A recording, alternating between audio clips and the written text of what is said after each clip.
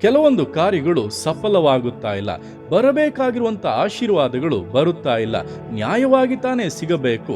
ಹಾಗಾಗಿ ಇನ್ನೂ ಕೂಡ ಪ್ರಯಾಸ ಪಡೋಣ, ಇವರ ಮೂಲಕ ನೋಡೋಣ, ಈ ಮಾರ್ಗದಲ್ಲಿ ಪ್ರಯತ್ನಿಸೋಣ ಎಂಬುದಾಗಿ ಹಲವು ಗೊಂದಲದ ಆಲೋಚನೆಗಳ ಮಧ್ಯದಲ್ಲಿ ನೀವು ಸಿಲುಕಿರುವುದಾದರೆ ಕರ್ತನ ವಾಕ್ಯವು ಕೊಡುವಂಥ ಆಲೋಚನೆಯನ್ನು ಗಮನಿಸಿ.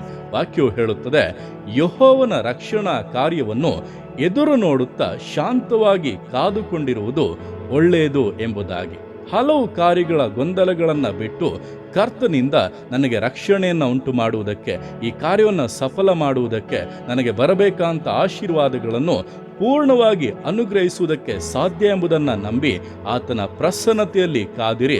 ಖಂಡಿತವಾಗಿ ನೀವು ಕಾಯುವಂಥ ದಿನಗಳು ವ್ಯರ್ಥವಾಗದೇ ಇರುವಂತೆ ಕರ್ತನು ಅದ್ಭುತಗಳನ್ನು ಮಾಡುತ್ತಾನೆ. ನಿಶ್ಚಯವಾಗಿ ಕರ್ತನ ಪರಿಪೂರ್ಣ ಆಶೀರ್ವಾದಗಳನ್ನು, ಮೇಲುಗಳನ್ನು ನೀವು ಹೊಂದಿಯೇ ಹೊಂದುತ್ತೀರಾ.